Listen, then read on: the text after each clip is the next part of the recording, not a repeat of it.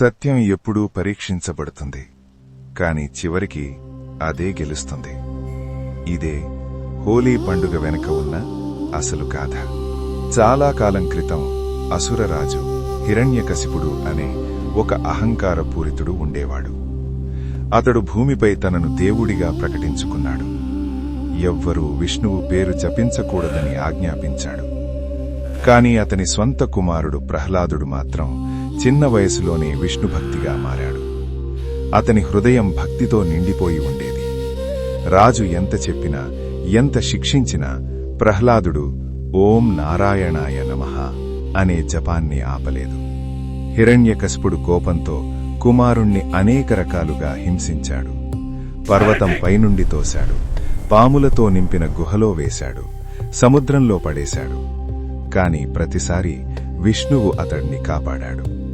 అప్పుడు చివరికి ఒక కుట్ర పన్నాడు. హిరణ్యకశిపుని చెల్లెలు హోలికకు ఒక వరం ఉంది. ఆమె అగ్నిలో కాలదు. కాబట్టి ప్రహ్లాదుడిని తన ఒడిలో కూర్చోబెట్టి అగ్నిలో కూర్చోవాలని నిర్ణయించారు. అగ్ని మండింది. ప్రజలు చూస్తున్నారు. హోలిక నవ్వుతోంది. కాని భక్తి ఉన్న చోట దైవరక్షణ ఉంటుంది. అగ్ని ప్రహ్లాదుడికి ఏమీ చేయలేదు. కాని హోలిక మాత్రం దహనమయ్యింది. ఇదే హోలికా దహనం అని పిలువబడింది. ఈ సంఘటన తర్వాత హిరణ్యకశిపుడు కోపంతో విష్ణువు ఎక్కడ ఉన్నాడు అని ప్రశ్నించాడు. ఈ స్తంభంలో ఉన్నాడా అని అడిగాడు.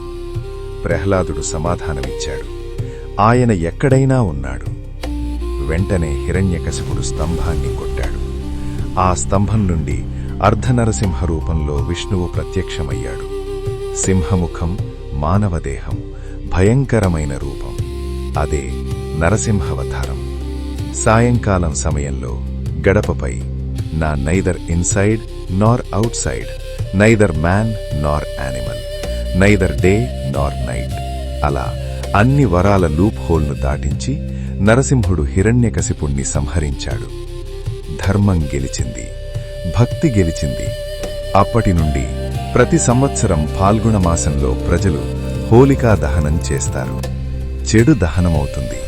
మరుసటి రోజు రంగులతో ఆనందంగా హోలీ ఆడుకుంటారు. రంగులు కేవలం పండుగ కాదు, అవి భిన్నతల మధ్య ప్రేమను గుర్తుచేస్తాయి, ద్వేషం కరిగిపోవాలని సూచిస్తాయి. హోలీ మనకు నేర్పేది ఏమిటంటే, అహంకారం ఎంత బలమైనా భక్తి ముందు నిలబడలేదు. అగ్ని ఎంత వేడిగా ఉన్నా విశ్వాసాన్ని కాల్చలేదు. సత్యం ఎప్పటికీ నిలుస్తుంది. ఇదే హోలీ యొక్క అసలు సందేశం.